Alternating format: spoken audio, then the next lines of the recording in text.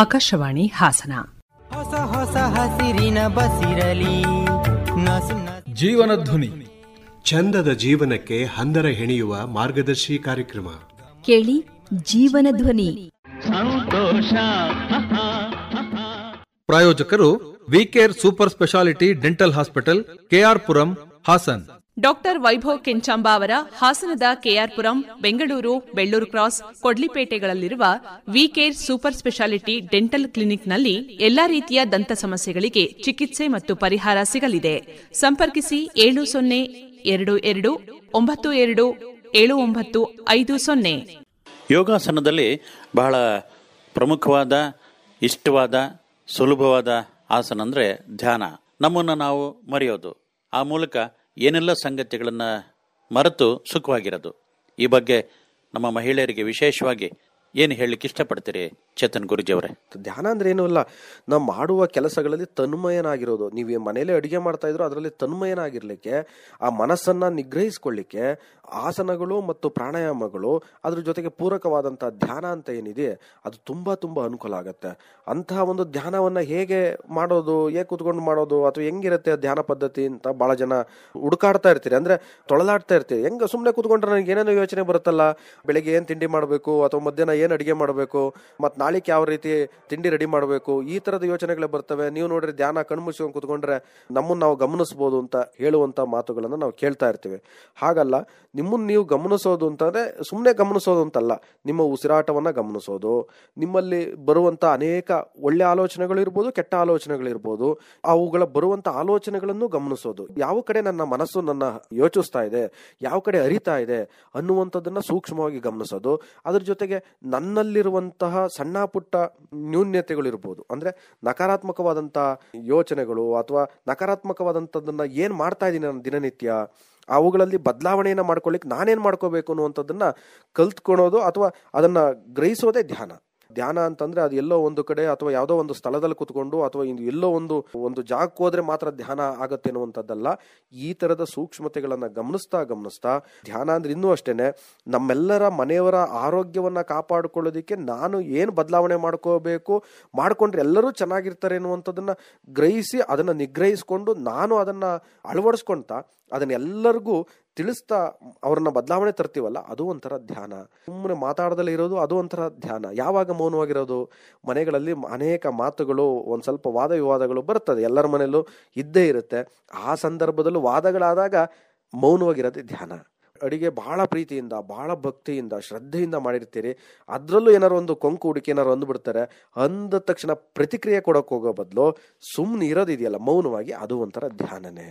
ಈ ತರದನ್ನ ಕಲಿಯೋದಿದೆಯಲ್ಲ, ಇದೇ ಯೋಗ ಕಲಿಸುತ್ತೆ, ಇದೇ ಪ್ರಾಣಾಯಾಮ ಕಲಿಸುತ್ತೆ, ಇದೇ ಧ್ಯಾನ. ಅಂಥ ಒಂದು ಧ್ಯಾನವನ್ನ ನಾವು ಎಲ್ಲರೂ ನಮ್ಮ ಏಳಿಗೆಗಾಗಿ, ನಮ್ಮ ಆತ್ಮೋನ್ನತಿಗಾಗಿ, ನಮ್ಮ ಉದ್ಧಾರಕ್ಕಾಗಿ ನಾವು ಮಾಡ್ತಾ ಹೋದಾಗ ಬದುಕೆ ಧ್ಯಾನ ಆಗತ್ತೆ. ಜೀವನನೇ 24 ಗಂಟೆನೂ ನೀವು ಒಂಥರ ಧ್ಯಾನದಲ್ಲೇ ಇದ್ದ ಹಾಗೆ ಇರ್ತೀರಿ. ಅಂತಹ ಒಂದು ಶಕ್ತಿಯನ್ನ ನಾವು ಪಡಿಲಿಕ್ಕೆ ಭಾರತದ ಋಷಿಮುನಿಗಳು, ಮಹಾತ್ಮರು ಈ ಪದ್ಧತಿಯನ್ನ ನಮಗೆ ಕಲಿಸಿ ಹೋಗಿದ್ದಾರೆ. ಅದನ್ನ ಮುಂದುವರಿಸ್ಕೊಳ್ಳೋಣ. ಅದರಲ್ಲೂ ಇವತ್ತಿನ ದಿನಮಾನಗಳಿಗಂತೂ ಅತ್ಯವಶ್ಯಕ ಅನ್ನುವಂಥ ಮಾತನ್ನ ನಾನು ಹೇಳಲಿಕ್ಕೆ ಇಚ್ಛೆ ಪಡ್ತೇನೆ. ಕೇಳುಗರೆ, ಧ್ಯಾನ ಎಷ್ಟು ಸರಳವಾದದ್ದು, ಎಷ್ಟು ಉಪಯುಕ್ತವಾದದ್ದು ಅಂತ ಅನ್ಕೊಂಡು ಹೇಳಿದವರು ಬೇಲೂರು ತಾಲೂಕು ಅಡಗೂರಿನ AR ಚೇತನ್ ಕುಮಾರ್ ಅವರು. ತಪ್ಪದೆ ನಿಮ್ಮ ಸಂದರ್ಭಗಳನ್ನು ನೋಡಿಕೊಂಡು ಯೋಗಾಸನಗಳನ್ನು ಬಳಸ್ಕೊಳ್ಳಿ. ಆ ಮೂಲಕ ಅನುಕೂಲಗಳನ್ನು, ಉಪಯೋಗಗಳನ್ನು ಪಡ್ಕೊಂಡು ಸಂತೋಷವಾಗಿರ್ರಿ.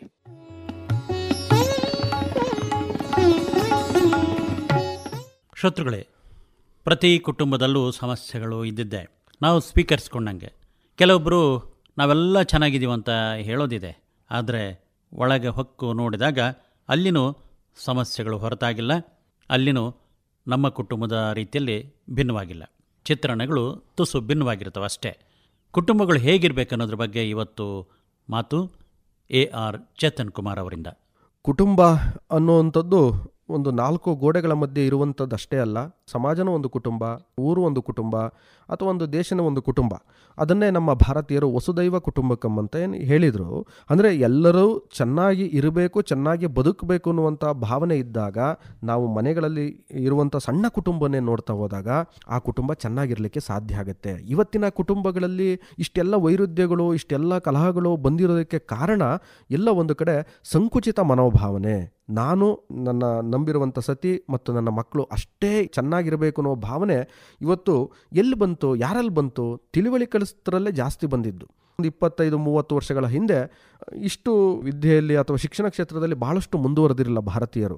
ಶಿಕ್ಷಣ ಕ್ಷೇತ್ರದಲ್ಲಿ ಇವತ್ತು ಹತ್ತತ್ರ 80-85% ಸಾಕ್ಷರತೆಯನ್ನು ಹೊಂದಿದ್ದೀವಿ. ಆದರೆ ಎಷ್ಟು ಸಾಕ್ಷರತೆ ಜಾಸ್ತಿ ಆಯಿತೋ ಇವತ್ತು ಒಡಕುಗಳು ಜಾಸ್ತಿ ಆದವು. ಹಾಗಾದರೆ ಎಲ್ಲ ಒಂದು ಕಡೆ ನಾವು ಕುಟುಂಬದ ಮಹತ್ವವನ್ನು, ಕುಟುಂಬದ ಒಂದು ತಿಳುವಳಿಕೆಯನ್ನು ನಾವೆಲ್ಲ ತಿಳ್ಕೊಂಡಿಲ್ಲ ಅಂತ ಅನಿಸ್ತದೆ.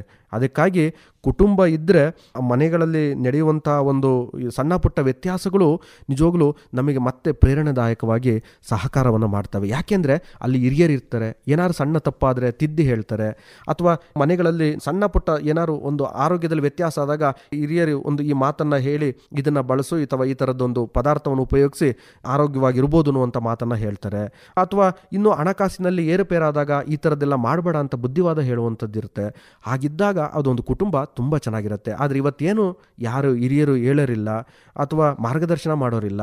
ತಮಗೆ ತಿಳಿದಾಗೆ ಮಾಡ್ಕೊತ ಎಷ್ಟೋ ಜನ ತಮ್ಮ ಕುಟುಂಬವನ್ನು ಬೀದಿಗೆ ತಂದುಕೊಂಡಿರುವಂಥ ಅಥವಾ ಆತ್ಮಹತ್ಯೆ ದಾರಿಯನ್ನು ಹಿಡಿದಿರುವಂಥ ಘಟನೆಗಳನ್ನು ನಾವು ನೋಡ್ತೀವಿ. ಇದಕ್ಕೆ ಕಾರಣ ನಮ್ಮ ಕುಟುಂಬದಲ್ಲಿ ಏನಿಲ್ಲ, ಒಂದು ಹೊಂದಾಣಿಕೆ ಇಲ್ಲ, ನಾನಷ್ಟೇ ಅನ್ನುವಂಥ ಭಾವನೆ ಬಂದಿದ್ದರಿಂದ ಇವತ್ತು ಕುಟುಂಬಗಳು ಓಳಾಗಿ ವಿಂಗಡಣೆ ಆಗಿ ಬರೀ ಗಂಡ ಹೆಂಡತಿ ಅಷ್ಟೇ ಇರುವಂಥ ಸ್ಥಿತಿಗೆ ಬಂದು ತಲುಪಿದ್ದೀವಿ. ಒಂದು ಹಬ್ಬ ಹರಿದಿನಗಳಲ್ಲಿ ಅಥವಾ ಜಾತ್ರೆಗಳಲ್ಲಿ ಅಥವಾ ಇನ್ನೂ ಅನೇಕ ಮನೆಗಳಲ್ಲಿ ನಡೆಯುವಂಥ ಧಾರ್ಮಿಕ ಕಾರ್ಯಗಳಲ್ಲಿ ಎಲ್ಲರೂ ಕುಟುಂಬದವರು ಭಾಗವಹಿಸಿದಾಗ ಮನುಷ್ಯನ ಏನು ದುಃಖ ಇರ್ಬೋದು ಅಥವಾ ಮಾನಸಿಕ ಒತ್ತಡ ಇರ್ಬೋದು ಅಥವಾ ಅವನ ಆರ್ಥಿಕ ಏರು ಇಳಿತಗಳಲ್ಲಿ ಎಲ್ಲರೂ ಸಮಾನವಾಗಿ ಭಾಗವಹಿಸಿಕೊಂಡು ಹಂಚ್ಕೊಂಡು ಇರಲಿಕ್ಕೆ ಸಾಧ್ಯ ಆಗುತ್ತೆ.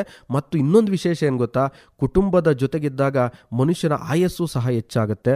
ಇದನ್ನು ನಾವು ಅರ್ಥ ಮಾಡಿಕೊಂಡು ಒಂದಿಷ್ಟು ಕುಟುಂಬಕ್ಕಾಗಿ ಸಮಯವನ್ನು ಮತ್ತು ಕುಟುಂಬದ ಒಂದು ಒಡನಾಟವನ್ನು ಚೆನ್ನಾಗಿಟ್ಕೊಂಡ್ರೆ ತುಂಬ ಒಳ್ಳೆಯದಾಗುತ್ತೆ ಅನ್ನುವಂಥದ್ದು ನನ್ನ ಮಾತು.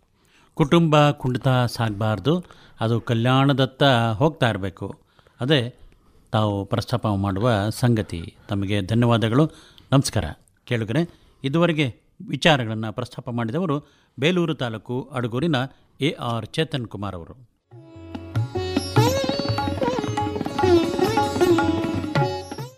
ಕೇಳುಗರೆ, ಪ್ರತಿ ವ್ಯಕ್ತಿಯ ಹತ್ರ ಒಳ್ಳೆಯದನ್ನು ನಾವು ಕಾಣಬಹುದು, ಹುಡುಕ್ತಾ ಹೋದರೆ ಬೇಡವಾದ್ದನ್ನು ಗಮನಿಸ್ಬೋದು. ಎಷ್ಟೋ ಜನಗಳಿಗೆ ಒಳ್ಳೆಯದನ್ನೇ ನೋಡುವ ತವಕ, ಕೆಲವೊಬ್ಬರಿಗಂತೂ ಬೇಡವಾದ್ದನ್ನೇ ಹುಡುಕುವ ಆಲೋಚನೆ. ನ್ಯೂನತೆಗಳು ಹುಡುಕುವ ವ್ಯಕ್ತಿ ಹತ್ರ ಇದೆಯಲ್ಲ, ಅದೇ ದೊಡ್ಡ ಸಮಸ್ಯೆ. ಏನಂತೀರಿ ಚೇತನ್ ಕುಮಾರ್ ಅವರೇ?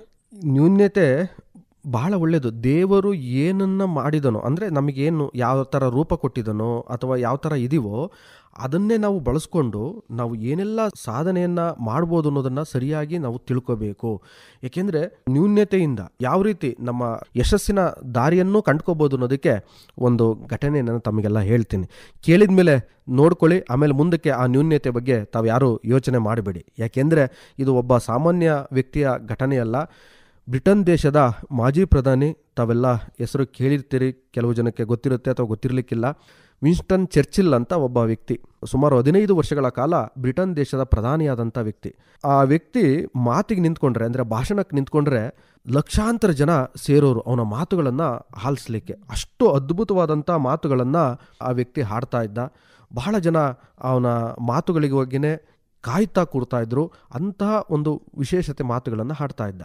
ಅವನ ಮಾತುಗಳು ಆಡಬೇಕಾದ್ರೆ ಅವನ ಮಾತಿನಲ್ಲಿ ಧ್ವನಿಯಲ್ಲಿ ತೊದಲುವಿಕೆ ಇತ್ತು, ಸ್ಪಷ್ಟತೆ ಅಷ್ಟಾಗಿರ್ತಾ ಇರಲಿಲ್ಲ, ಅಥವಾ ಒಂದೊಂದು ಪದಗಳಿಗೂ ಅವನು ಸಮಯವನ್ನು ತಗೊಳ್ತಾ ಇದ್ದ.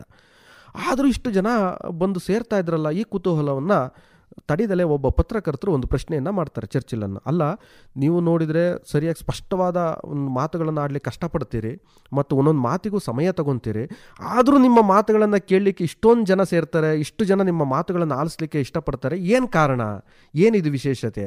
ಆವಾಗ ಆ ವ್ಯಕ್ತಿ ಹೇಳಿದಂಥ ಮಾತು ನಮ್ಮೆಲ್ಲರಿಗೂ ನಿಜವಾಗ್ಲೂ ಇವತ್ತು ಪ್ರೇರಣಾದಾಯಕವಾಗಿರ್ತದೆ. ಆಗ ಆ ವ್ಯಕ್ತಿ ಹೇಳ್ತಾನೆ, ನನ್ನ ಮಾತಿಗೆ ಒಂದಿಷ್ಟು ಸ್ಪಷ್ಟತೆ ತಗೊಳ್ಳಿಕ್ಕೆ ಅಥವಾ ಒಂದು ಮಾತನ್ನು ಮಾತನಾಡಲಿಕ್ಕೆ ಸಮಯವನ್ನು ತಗೊಳ್ತೀನಿ ಅನ್ನೋದೊಂದು ನನಗೊಂದು ಏನು ಉತ್ತಮವಾದ ಅವಕಾಶ ಆಗಿದೆ ಅಂದರೆ, ಒಂದು ಪದಕ್ಕೂ ನಂತರ ಇನ್ನೊಂದು ಪದಕ್ಕೂ ಏನು ಮಾತನಾಡಿದರೆ ಆ ಪದಗಳ ಹೊಂದಾಣಿಕೆಗೆ ಜೋಡಣೆ ಆಗುತ್ತೆ ಅನ್ನುವಂಥ ಒಂದು ಯೋಚನೆ ಮಾಡೋದಕ್ಕೆ ನನಗೆ ಸಮಯ ಸಿಗುತ್ತೆ. ಇದು ನನಗೆ ಇರುವಂಥ ಅದ್ಭುತವಾದಂಥ ಶಕ್ತಿ. ಹೀಗಾಗಿ ಆ ಮಾತುಗಳು ಇನ್ನೊಬ್ಬರಿಗೆ ಸ್ಫೂರ್ತಿದಾಯಕವಾಗಿ ಏನು ಮಾತನಾಡಿದರೆ ಅನುಕೂಲ ಆಗುತ್ತೆ ಅನ್ನುವಂಥದ್ದಕ್ಕೆ ನನಗೆ ಸಹಕಾರಿಯಾಗಿದೆ. ಇದು ನನ್ನಲ್ಲಿರುವಂಥ ನ್ಯೂನ್ಯತೆ ಈ ರೀತಿ ನನಗೆ ಅನುಕೂಲವನ್ನು ಮಾಡಿಕೊಟ್ಟಿದೆ ಅನ್ನುವಂಥ ಮಾತನ್ನು ವಿನ್ಸ್ಟನ್ ಚರ್ಚಿಲ್ಲು ಹೇಳ್ತಾರೆ. ನೋಡಿ, ಅರ್ಥ ಮಾಡ್ಕೊಳ್ಳಿ. ನನಗೆ ಅದಿಲ್ಲ, ನನಗಿದಿಲ್ಲ, ನನಗೆ ಇದು ಕೊರತೆ, ನನಗೆ ಅದು ಕೊರತೆ, ನಾನು ಹೀಗಿದ್ದೀನಿ, ನಾನು ಹಾಗಿದ್ದೀನಿ ಅನ್ನುವಂಥ ಯಾವುದನ್ನೇ ನೀವು ಯೋಚನೆ ಮಾಡ್ದಲೆ ಅದನ್ನೇ ಸಕಾರಾತ್ಮಕವಾಗಿ ತಗೊಂಡು ತಾವುಗಳು ಸಹ ಅದರಲ್ಲೇ ಸಾಧನೆ ಮಾಡಿದರೆ ವಿನ್ಸ್ಟನ್ ಚರ್ಚಿಲ್ ರೀತಿ ನಾವು ಏನಾದ್ರು ಒಂದು ಮಾಡ್ಬೋದಲ್ವಾ? ಆಗ್ತಿರಲ್ವಾ? ನಮಸ್ಕಾರ. ಇದುವರೆಗೆ ನ್ಯೂನತೆಗಳನ್ನು ಬದಿಗಿರಿಸಿ ಅವುಗಳನ್ನು ಅಷ್ಟಾಗಿ ಪರಿಗಣಿಸಲನೆ ನಿಮ್ಮ ಸಾಮರ್ಥ್ಯ ವೃದ್ಧಿಗೆ ಗಮನಹರಿಸಿ ಅಂದ್ಕೊಂಡು ಹೇಳಿದವರು ಬೇಲೂರು ತಾಲೂಕು ಅಡಗೂರಿನ AR ಚೇತನ್ ಕುಮಾರ್ ಅವರು. ಚೇತನ್ ಕುಮಾರ್ ಅವರು ಹಲವರಿಗೆ ಮಾರ್ಗದರ್ಶಕರು, ಯೋಗ ತರಬೇತುದಾರರು, ಆಹಾರ ತಜ್ಞರು. ಅವರ ಸಂಖ್ಯೆ ಹೀಗಿದೆ: 944 97 20 260 944 97 20 260.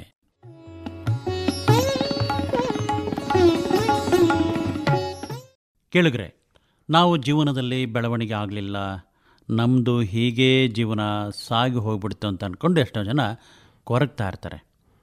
ಕೊರಗು ಅವರನ್ನೇ ಬಲಿ ತೆಗೆದುಕೊಂಡ್ಬಿಡುತ್ತೆ. ಆದರೆ ಕೊರಗಿನಲ್ಲೂ ಕೂಗನ್ನು ಹಾಕ್ಕೊಂಡು ಅದನ್ನು ಸೋಲಿಸಿ ಮುಂದೆ ಹೋದರೆ ನೋಡಿ ಜೀವನ ಅಲ್ವಾ ಚೇತನ್ ಕುಮಾರ್ ಅವರೇ? ಖಂಡಿತ ತುಂಬ ಚೆನ್ನಾಗಿರುತ್ತೆ. ಮನುಷ್ಯ ಕೊರಗಿನಲ್ಲೇ ಜೀವನವನ್ನು ಕಳೀತಾ ಹೋದರೆ ಅಥವಾ ಬರೀ ನನಗೆ ಕೊರತೆ ಇದೆ ಅಂತಲೇ ಅನ್ಕೊಳ್ತಾ ಹೋದರೆ ಏನೂ ಮಾಡಲಿಕ್ಕೆ ಸಾಧ್ಯ ಇಲ್ಲ.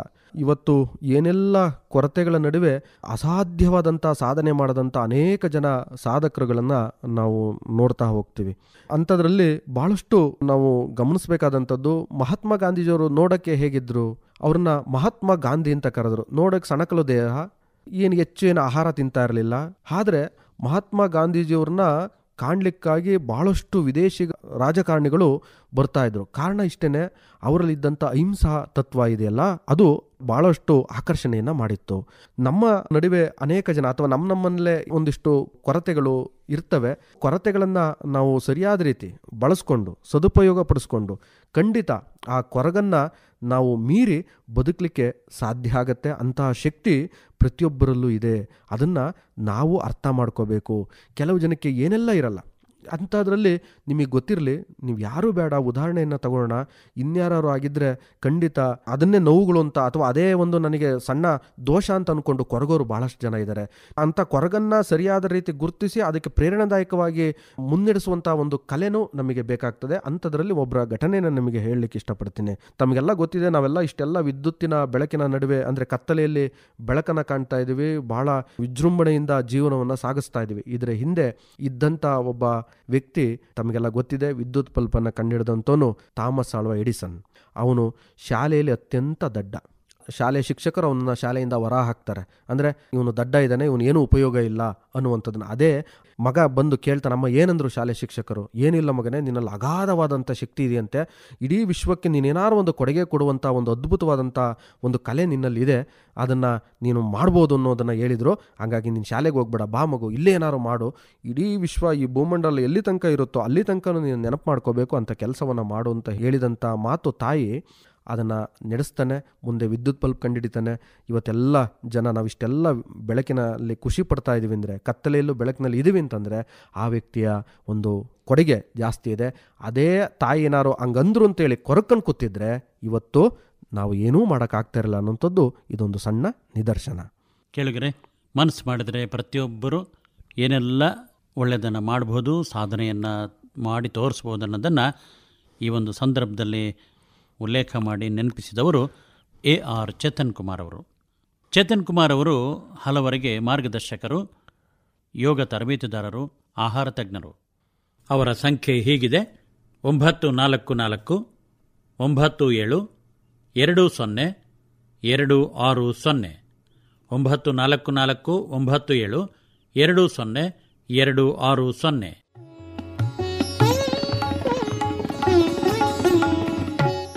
ನಾವು ಜೀವನದಲ್ಲಿ ಬರೀ ನಮ್ಮಿಂದಲೇ ಬೆಳವಣಿಗೆ ಆಗೋದಿಲ್ಲ. ಬೇರೆಯವರ ಸಹಕಾರ, ಬೇರೆಯವರಿಂದ ನಮಗೆ ಆಗಬೇಕಾಗಿರುವ ಕೆಲಸಗಳನ್ನು ಪಡೆದುಕೊಂಡು ಸಾಗ್ತಾ ಇರ್ತೀವಿ. ಅದನ್ನು ಸ್ಮರಿಸಬೇಕು, ಹಾಗೆ ಅವ್ರಿಗೂ ಕೈ ಜೋಡಿಸ್ಬೇಕು. ಇವತ್ತು ಸ್ಮರಣೆ, ಕೃತಜ್ಞತೆ ನಮ್ಮಲ್ಲಿ ಇರಲೇಬೇಕಂತ ಅಂದ್ಕೊಂಡು ಈ ಒಂದು ಕಾರ್ಯಕ್ರಮದಲ್ಲಿ ಹೇಳ್ತಿದ್ದಾರೆ ಬೇಲೂರು ತಾಲೂಕು ಅಡಗೂರಿನ AR ಚೇತನ್ ಕುಮಾರ್ ಅವರು. ಯಾರಿಗೆ ಕೃತಜ್ಞರಾಗಿರಬೇಕು? ನಮ್ಮನ್ನು ಇಷ್ಟೆಲ್ಲ ಸಾಕಿ ಬೆಳೆಸಿದಂಥ ನನ್ನ ತಂದೆ ತಾಯಿಗಿರ್ಬೋದು, ಇಷ್ಟೆಲ್ಲ ಬದುಕಲಿಕ್ಕೆ, ಜೀವನ ನಡೆಸಲಿಕ್ಕೆ ಅವಕಾಶ ಮಾಡಿಕೊಟ್ಟಂಥ ಈ ಪ್ರಕೃತಿಗಿರ್ಬೋದು, ಅಥವಾ ನನ್ನ ಏಳಿಗೆಗೆ ಸಹಕರಿಸಿದಂಥ ಗುರು ಹಿರಿಯರಿಗಿರ್ಬೋದು, ಹಾಗೆ ಮುಂದೆ ಬೆಳೀತಾ ಬೆಳೀತಾ ನನ್ನ ಕುಟುಂಬಕ್ಕಿರ್ಬೋದು, ನಾವು ಕೃತಜ್ಞರಾಗಿರಬೇಕು. ಇಷ್ಟಕ್ಕೆ ಕೃತಜ್ಞತೆ ಸಾಲದಿಲ್ಲ. ಇಷ್ಟೆಲ್ಲ ನಾವು ಜೀವಂತವಾಗಿ ಚೆನ್ನಾಗಿ ಇದೀವಲ್ಲ, ಈ ದೇಹ ಅನ್ನುವಂಥದ್ದು ಕೆಲಸ ಮಾಡ್ತಾ ಇದೆಯಲ್ಲ, ದೇಹದ ಒಳಗಡೆ ಅಂಗಾಂಗಗಳು, ಅವುಗಳಿಗೂ ನಾವು ಒಂದಿಷ್ಟು ಕೃತಜ್ಞರಾಗಿರಬೇಕು. ಆ ಕೃತಜ್ಞತೆ ಭಾವ ನಮ್ಮಲ್ಲಿ ಬರಲಿಲ್ಲ ಅಂದರೆ ಮನುಷ್ಯ ಇಲ್ಲ ಒಂದು ಕಡೆ ದುಃಖಿ ಆಗ್ತಾನೆ. ನೋಡಿ, ಈ ಕೃತಜ್ಞತಾ ಭಾವ ಎಷ್ಟು ನಮಗೆ ಅನುಕೂಲವನ್ನು ಮಾಡಿಕೊಡ್ತದೆ ಅನ್ನುವಂಥದ್ದಕ್ಕೆ ಈ ಒಂದು ಘಟನೆ ನಮ್ಮೆಲ್ಲರಿಗೂ ನಿದರ್ಶನ ಆಗ್ತದೆ. ಹೀಗೆ ಒಂದು 60 ಅಥವಾ 70 ವರ್ಷದ ಒಬ್ಬ ಕಣ್ಣಿನ ಆಸ್ಪತ್ರೆಗೆ ಹೋಗ್ತಾರೆ ತಮ್ಮ ಕಣ್ಣುಗಳನ್ನು ತೋರಿಸ್ಲಿಕ್ಕೆ. ಕಣ್ಣುಗಳನ್ನು ತೋರಿಸಿದ ನಂತರ ಅಲ್ಲಿ ಅವರು ಹೇಳ್ತಾರೆ, ನೀವು ಇಲ್ಲೇ 2-3 ದಿನ ತಾವು ಇರಬೇಕು, ಅಂದರೆ ಕಣ್ಣಿನ ಆಪ್ರೇಷನ್ ಮಾಡಬೇಕು. ಆಮೇಲೆ ನಂತರ ಆಪ್ರೇಷನ್ ಆದಾಗ ನಿಮ್ಮ ದೃಷ್ಟಿ ತುಂಬ ಚೆನ್ನಾಗಿ ಕಾಣುತ್ತೆ, ಇರ್ತೀರಾ? ಆಯಿತು, ಇರ್ತಾರೆ. ಕಣ್ಣಿನ ಆಪ್ರೇಷನ್ ಆಗುತ್ತೆ. 2-3 ದಿನ ನಂತರ ಅವರು ಆಸ್ಪತ್ರೆಯಿಂದ ಹೊರಡೋಕ್ಕೆ ರೆಡಿ ಆಗ್ತಾರೆ. ಡಾಕ್ಟ್ರು ಬಂದು ಬಿಲ್ ಕೊಡ್ತಾರೆ. ಅಂದರೆ ಬಿಲ್ ಕೊಟ್ಟ ನೋಡಿದ ಮೇಲೆ ಆ ಹಿರಿಯರಿಗೆ ಕಣ್ಣಲ್ಲಿ ನೀರು ಬರ್ತದೆ. ಇದ್ಯಾಕೆ ಹೇಳ್ತಾ ಇದ್ದಾರಲ್ಲ ಅಂತ ಅಕ್ಕಪಕ್ಕದವರು ಕೇಳ್ತಾರೆ. ಯಾಕೆ ತಾತ, ಯಾಕೆ ಹೇಳ್ತಾ ಇದ್ದೀರಲ್ಲ, ಯಾಕೆ ಇಷ್ಟೊಂದು ಬಿಲ್ ಕಟ್ಟೋಕ್ಕಾಗಲ್ಲ ಅಂತ ನಿಮಗೆ ದುಃಖನ? ಇಲ್ಲ, ಡಾಕ್ಟ್ರು ಸಣ್ಣ ಒಂದು ಆಪ್ರೇಷನ್ ಮಾಡಿ ಸುಮಾರು ಒಂದು 70,000 ಬಿಲ್ ಬರೆದಿದ್ದಾರೆ. ಇದೇ ನನಗೆ ಕೊಡೋಕ್ಕೇನು ಕಷ್ಟ ಇಲ್ಲ. ಆದರೆ ಇಷ್ಟು ವರ್ಷಗಳ ಕಾಲ ದೇವರು ನನಗೆ ನೋಡಲಿಕ್ಕೆ ಕಣ್ಣು ಕೊಟ್ಟಿದ್ನಲ್ಲ, ದಿನಾ ನೋಡೋಕ್ಕೆ ಅವಕಾಶ ಇತ್ತು, ನೋಡ್ತಾ ಇದ್ದೆ. ಒಂದು ದಿನನೂ ಅವನು ಬಿಲ್ ಕೇಳಲಿಲ್ಲ. ಬಿಲ್ ಕೇಳಿದ್ರೆ ಎಷ್ಟು ಕಟ್ಟಬೇಕಾಗಿತ್ತು, ಎಂಥ ವ್ಯರ್ಥವಾಗಿ ಕಾಲ ಕಳೆದ್ಬಿಟ್ನಲ್ಲ 70 ವರ್ಷಗಳ ಕಾಲ. ಒಂದು ದಿನನೂ ಅವನ ಬಗ್ಗೆ ನನ್ನ ಕೃತಜ್ಞತಾ ಭಾವದಿಂದ ಧನ್ಯವಾದ ತಿಳಿಸ್ದೇ ಇಲ್ವಲ್ಲ ಅಂತ ಬೇಜಾರಕ್ಕೆ ಕಣ್ಣೀರಾಗ್ತಾ ಇದ್ದೀನಿ ಅಂತ ಹೇಳಿ ಆ ಮುದುಕ ಹೇಳ್ತಾನೆ. ನೋಡಿ, ಅರ್ಥ ಮಾಡ್ಕೊಳ್ಳಿ, ದೇವರು ನಮಗಿಷ್ಟೆಲ್ಲ ಕೊಟ್ಟಿದ್ದಾನೆ, ಇಷ್ಟೆಲ್ಲ ಅವಕಾಶ ಇದೆ, ಬದುಕ್ತಾ ಇದ್ದೀವಿ, ಜೀವನ ನಡೆಸ್ತಾ ಇದ್ದೀವಿ. ಇದಕ್ಕೆಲ್ಲ ಕಾರಣೀಭೂತರಿಗೆ ದಿನಕ್ಕೊಂದು ಸಾರಿ ನಾವು ಕೃತಜ್ಞತೆನ ಅರ್ಪಿಸಬಾರ್ದಾ? ಕೇಳುಗರು, ಇನ್ನು ಮುಂದೆನಾದರೂ ಈ ಪ್ರಕೃತಿಗೆ, ಈ ಅವಕಾಶಕ್ಕೆ ನಾವು ಧನ್ಯವಾದಗಳನ್ನು, ಕೃತಜ್ಞತಾ ಭಾವವನ್ನು ಬೆಳೆಸ್ಕೊಂಡು ಹೋದರೆ ಬದುಕು ಬಹಳ ಸುಂದರ ಆಗುತ್ತೆ. ನಾವು ಮಾಡ್ತಾ ಇರುವಂಥ ಜೀವನ ಧ್ವನಿಗೂ ಸಾರ್ಥಕತೆ ಬರುತ್ತೆ ಅನ್ನುವಂಥದ್ದು ಇವತ್ತಿನ ಸಂದೇಶ. ಧನ್ಯತಾ ಭಾವ ವ್ಯಕ್ತಿಯನ್ನು ಶ್ರೀಮಂತಗೊಳಿಸುತ್ತೆ, ವ್ಯಕ್ತಿಯ ಗುಣಗಳನ್ನು ಚೆನ್ನಾಗಿಡುತ್ತೆ ಅನ್ನೋದನ್ನು ಈ ಸಂದರ್ಭದಲ್ಲಿ ನೆನಪು ಮಾಡಿದ್ರಿ. ಕೇಳುಗರೆ, ಇದುವರೆಗೆ ವಿಚಾರಗಳನ್ನು ಪ್ರಸ್ತಾಪ ಮಾಡಿದವರು ಬೇಲೂರು ತಾಲೂಕು ಅಡಗೂರಿನ AR ಚೇತನ್ ಕುಮಾರ್ ಅವರು. ಚೇತನ್ ಕುಮಾರ್ ಅವರು ಹಲವರಿಗೆ ಮಾರ್ಗದರ್ಶಕರು, ಯೋಗ ತರಬೇತುದಾರರು, ಆಹಾರ ತಜ್ಞರು. ಅವರ ಸಂಖ್ಯೆ ಹೀಗಿದೆ: 944 97 20 260 944 97 20 260.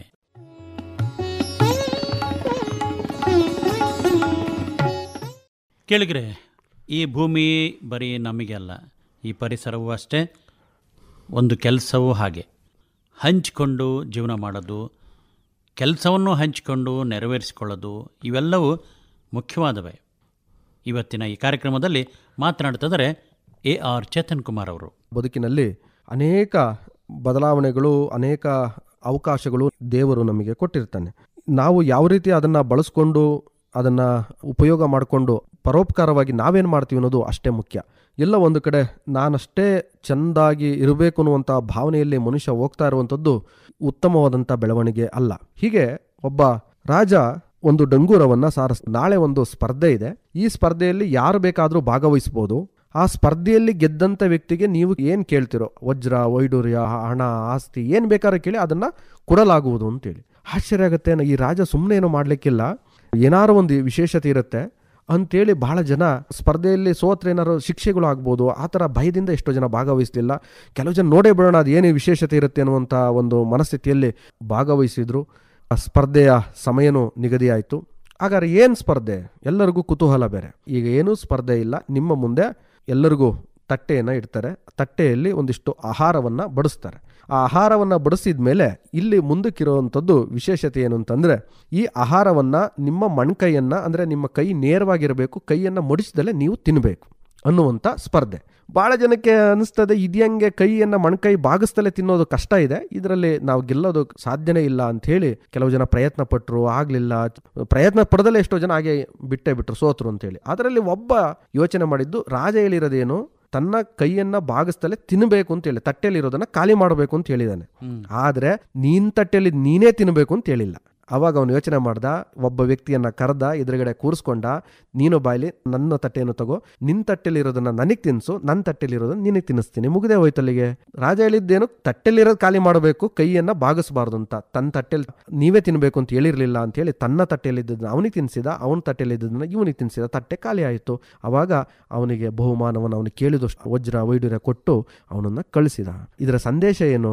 ಯಾವತ್ತೂ ನನಗೆ ಸಿಕ್ಕಿರೋದ್ರಲ್ಲಿ ಒಂದಿಷ್ಟು ಇನ್ನೊಬ್ಬರಿಗೆ ಕೊಟ್ಟು ಬದುಕೋದ್ರಿಂದ ನಮಗೆ ಏನು ಬೇಕಾದ್ರೂ ಸಿಗುತ್ತೆ ಅನ್ನುವಂಥದ್ದು ಇದರ ಸಾರಾಂಶ. ಹಾಗಾದ್ರೆ ಅರ್ಥ ಮಾಡ್ಕೊಳ್ಳಿ, ಪರಮಾತ್ಮ ನಿಮಗೆ ಏನು ಕೊಟ್ಟಿದ್ದಾನೋ, ಜ್ಞಾನ ಕೊಟ್ಟಿದ್ದಾನೋ, ಹಣ ಕೊಟ್ಟಿದ್ದಾನೋ, ಅಥವಾ ಇನ್ನೇನೇನೇನೋ ಇದೆ, ಅದರಲ್ಲಿ ಏನಿರುತ್ತೋ ಅದರಲ್ಲಿ ಒಂದು ಸ್ವಲ್ಪ, ಅಂದರೆ ಅಂತಾರಲ್ಲ, ನನಗೆ ಸ್ವಲ್ಪ ಸಮಾಜಕ್ಕೆ ಸರ್ವಸ್ವ ಅಂತ ಹೇಳ್ತಾರೆ. ನಾವು ಅದನ್ನು ಅರ್ಥಕೊಂಡು ಬದುಕಿದರೆ ನೀವು ಎಲ್ಲವನ್ನೂ ಮತ್ತೆ ಪಡಿಬೋದು ಅನ್ನುವಂಥದ್ದು ಇದರ ಸಾರಾಂಶ. ನಮ್ಮ ಜೀವನದಲ್ಲಿ ಪರರು ಬೇಕು, ಪರರ ಜೀವನದ ಒಳಿತಿಗೂ ನಾವು ಬೇಕು. ಅದನ್ನು ಸರಿಯಾಗಿ ಅರ್ಥ ಮಾಡ್ಕೊಳ್ಬೇಕು. ಇದೇ ಇವತ್ತಿನ ಈ ಕಾರ್ಯಕ್ರಮದ ಸಾರ. ಕೇಳುಗರೆ, ಇದುವರೆಗೂ ಮಾತನಾಡಿದವರು ಯೋಗ ಗುರು ಹಾಗೆ ಆಹಾರ ತಜ್ಞರಾಗಿರುವ ಬೇಲೂರು ತಾಲೂಕು ಅಡಗೂರಿನ AR ಚೇತನ್ ಕುಮಾರ್ ಅವರು.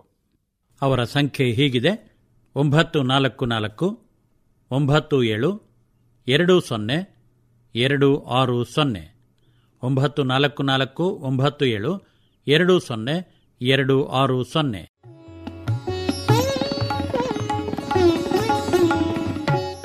ಶ್ರೋತೃಗಳೇ, ಸಾಧನೆ ಎಷ್ಟೋ ಜನಗಳಿಗೆ ಬಹಳ ಕಠಿಣವಾದ ವಿಚಾರವೇ, ಪದವೇ. ಓದಿರೋರು ಸಹ ಏನೇನು ಸಾಧನೆ ಮಾಡಲಿಕ್ಕಾಗಲಿಲ್ಲ ಅಂತ ಅಂದ್ಕೊಂಡು ಪರಿತಪಿಸ್ಕೊಳ್ತಾರೆ. ಎಷ್ಟೋ ಜನ ಏನೇನು ಓದದೇ ಇದ್ರೂ ಏನೆಲ್ಲ ಸಾಧನೆ ಮಾಡಿರೋದಿದೆ. ಸಾಧನೆ ಅಂದರೆ ಏನು, ಅದರ ಹಿಂದಿನ ಶಕ್ತಿ ಹೇಗಿದೆ ಅನ್ನೋದನ್ನು ಇವತ್ತು ವಿವರಿಸಿದರೆ ಈ ಕಾರ್ಯಕ್ರಮದಲ್ಲಿ ಬೇಲೂರು ತಾಲೂಕು ಅಡಗೂರಿನ AR ಚೇತನ್ ಕುಮಾರ್ ಅವರು. ಕೆಲವು ಜನ ಏನು ಅನ್ಕೊಂಡ್ಬಿಡ್ತಾರೆ, ಇವನಿಗೆಲ್ಲೋ ಪರಮಾತ್ಮನ ಆಶೀರ್ವಾದ ಇರಬೇಕು, ಅಥವಾ ಇವನು ಯಾವುದೋ ಪುಣ್ಯ ಮಾಡಿರಬೇಕು, ಅವನಿಗಿಷ್ಟೆಲ್ಲ ಸವಲತ್ತುಗಳು ಸಿಕ್ಕಿದೆ, ಇಷ್ಟೆಲ್ಲ ಅವನು ಮಾಡಲಿಕ್ಕೆ ಸಾಧ್ಯ ಆಗಿದೆ ಅನ್ನುವಂಥ ಮಾತುಗಳನ್ನು ಭಾಳ ಜನ ಹೇಳ್ತಾರೆ. ಖಂಡಿತ ಹಾಗಿಲ್ಲ. ಒಬ್ಬೊಬ್ಬರ ಸಾಧನೆಯ ಹಿಂದೆ ಸಾಕಷ್ಟು ಶ್ರಮ, ಅವರ ಒಂದು ಸಮಯ ಮತ್ತು ಅವರ ಒಂದು ಕಷ್ಟ ಕಾರ್ಪಣ್ಯಗಳು ಇರ್ತವೆ. ಅದನ್ನು ನಾವು ಸರಿಯಾಗಿ ತಿಳ್ಕೊಂಡಲ್ಲೇ ನಾವು ಏನೆಲ್ಲ ಇವರಿಗೆ ದೊರೀತು, ಏನೆಲ್ಲ ಮಾಡಿಬಿಟ್ರಲ್ಲ ಅನ್ನುವಂಥ ಒಂದು ಯೋಚನೆಯಲ್ಲಿ ನಾವು ಮುಳುಗಿರ್ತೀವಿ. ಖಂಡಿತ ಹಾಗಿರಲ್ಲ. ಸರಿಯಾಗಿ ಅರ್ಥ ಮಾಡ್ಕೊಳ್ಳೋಣ. ಒಂದು ಪಾಶ್ಚಿಮಾತ್ಯ ದೇಶದಲ್ಲಿ ಒಬ್ಬ ವ್ಯಕ್ತಿ ಹಾಗೆ ಹೋದರು, ಖ್ಯಾತ ಸಂಗೀತಗಾರ ಬೀಥೋವನ್ ಅಂತ. ಒಬ್ಬ ಹೆಣ್ಮಗಳು ಅವನ ಒಂದು ಸಂಗೀತ ಕಾರ್ಯಕ್ರಮದಲ್ಲಿ ಸಂಗೀತವನ್ನು ಆಲಿಸಿ ಅವನ ಸಂಗೀತವನ್ನು ಕೇಳಿದ ಮೇಲೆ ಏನಂದ್ರು ಅವ್ರ ಹತ್ರ ಬಂದು, ಬೀಥೋವನ್ ಹತ್ರ, ಏನೂ ಇಲ್ಲ, ಇಂಥ ಕಂಠ ನನಗೂ ಇದ್ದಿದ್ರೆ ನಾನು ದೊಡ್ಡ ಸಂಗೀತಗಾರನಾಗ್ತಾ ಇದ್ದೆ ಅನ್ನುವಂಥ ಮಾತನ್ನು ಆ ಹೆಣ್ಮಗಳು ಬಂದು ಹೇಳ್ತಾರೆ. ಅದಕ್ಕೆ ವ್ಯಕ್ತಿ ಹೇಳಿದಂಥ ಮಾತುಗಳು ನಮಗೆಲ್ಲರಿಗೂ ದಾರಿದೀಪವಾಗ್ತದೆ. ಖಂಡಿತ ಸರಿಯಾಗಿ ಆಲಿಸಿ. ಅಮ್ಮ, ನೀನು ಹೇಳಿದ ರೀತಿ ಈ ಥರ ಒಂದು ಕಂಠವನ್ನು ಕೊಟ್ಟಿದ್ರೆ ನೀನು ಖಂಡಿತ ಆಗ್ಬೋದು, ಅದಕ್ಕೆ ತೊಂದರೆ ಇಲ್ಲ. ಆದರೆ ಇದ್ರ ಹಿಂದೆ ನಾನು ಹಾಕಿದಂಥ ಶ್ರಮ ಇದೆಯಲ್ಲ, ಅದು ಬಹಳ ಮುಖ್ಯ. ಹಾಗಾದರೆ ಏನು ಇಲ್ಲಮ್ಮ, ಸುಮಾರು 40 ವರ್ಷ ದಿನ 8 ಗಂಟೆ ನನ್ನ ನಿರಂತರವಾದಂಥ ಪ್ರಾಕ್ಟೀಸ್ ಇತ್ತಲ್ಲ, ಅದರ ಫಲದಿಂದ ಸಿಕ್ಕಿರುವಂಥದ್ದು ಅಷ್ಟೇ ಬಿಟ್ಟರೆ ಇದು ದೇವರು ಕೊಟ್ಟಂಥ ವರ ಅಲ್ಲ ಅನ್ನುವಂಥ ಮಾತನ್ನು ಆ ಹೆಣ್ಮಗಳಿಗೆ ಹೇಳ್ತಾರೆ. 40 ವರ್ಷ ದಿನ 8 ತಾಸು ಸಾಧನೆ ಮಾಡಿದ ಫಲ ಒಬ್ಬ ಖ್ಯಾತ ಸಂಗೀತಗಾರನಾಗಿ ರೂಪುಗೊಳ್ಳಲಿಕ್ಕೆ ಸಾಧ್ಯ ಆಯಿತು. ಹಾಗೆ ನಾವು ಅಷ್ಟೇ, 1 ದಿನ 2 ದಿನದಲ್ಲಿ, 1 ವರ್ಷದಲ್ಲಿ, 2 ವರ್ಷದಲ್ಲಿ ಏನೆಲ್ಲ ಮಾಡಲಿಕ್ಕೆ ಸಾಧ್ಯ ಇಲ್ಲ. ಅದರ ಹಿಂದೆ ದೊಡ್ಡ ಪರಿಶ್ರಮ ಮತ್ತು ಸಮಯ ಮಾಡಿದಂಥ ತ್ಯಾಗ ಇರುತ್ತಲ್ಲ, ಅದರ ಫಲ ಅಂಥ ವ್ಯಕ್ತಿಯನ್ನಾಗಿ ರೂಪುಗೊಳ್ಳಲಿಕ್ಕೆ ಅಥವಾ ಅಂಥ ಸಾಧನಕ್ಕನಾಗಿ ಮಾಡಲಿಕ್ಕೆ ಸಾಧ್ಯ ಆಗಿರುತ್ತೆ. ಹಾಗಾಗಿ ನಾವು ಅರ್ಥ ಮಾಡ್ಕೊಳ್ಳೋಣ, ಒಂದೇ ಸಾರಿ ಯಾರೂ ಸಿರಿವಂತರಾಗಲ್ಲ, ಒಂದೇ ಸಾರಿ ಯಾರೂ ಸಂಗೀತಗಾರನಾಗಲ್ಲ, ಒಂದೇ ಸಾರಿ ಯಾರೋ ದೊಡ್ಡ ದೇಶದ ಪ್ರಧಾನಮಂತ್ರಿ ಆಗಲಿಕ್ಕೆ ಸಾಧ್ಯ ಇಲ್ಲ. ಅದರ ಹಿಂದೆ 10 ವರ್ಷಗಳ ಕಾಲ ಪರಿಶ್ರಮ ಇರುತ್ತೆ ಅನ್ನುವಂಥದ್ದನ್ನು ಅರ್ಥ ಮಾಡಿಕೊಂಡ್ರೆ ನಾವು ಸಹ ನಿಧಾನವಾಗಿ ಸಾವಧಾನವಾಗಿ ನಾವು ಆ ದಾರಿಯಲ್ಲಿ ಮುನ್ನಡೆಯಬಹುದು ಅನ್ನುವಂಥದ್ದು ತಿಳ್ಕೊಬೇಕಾದಂಥ ವಿಚಾರ. ಸಾಧನೆಗೆ ಪರಿಶ್ರಮ ಬಹಳ ಮುಖ್ಯವಾದದ್ದು, ಅದನ್ನು ನಾವೆಲ್ಲರೂ ಸ್ವೀಕರಿಸಬೇಕು. ತಮ್ಮ ಮಾತುಗಳಿಗೆ ಧನ್ಯವಾದಗಳು. ಶ್ರೋತೃಗಳೇ, ಇದುವರೆಗೆ ಈ ಕಾರ್ಯಕ್ರಮದಲ್ಲಿ ವಿಚಾರಗಳನ್ನು ಪ್ರಸ್ತಾಪ ಮಾಡಿದವರು ಬೇಲೂರು ತಾಲೂಕು ಅಡಗೂರಿನ AR ಚೇತನ್ ಕುಮಾರ್ ಅವರು. ಚೇತನ್ ಕುಮಾರ್ ಅವರು ಹಲವರಿಗೆ ಮಾರ್ಗದರ್ಶಕರು, ಯೋಗ ತರಬೇತುದಾರರು, ಆಹಾರ ತಜ್ಞರು. ಅವರ ಸಂಖ್ಯೆ ಹೀಗಿದೆ: 944 97 20 260 944 97 20 260.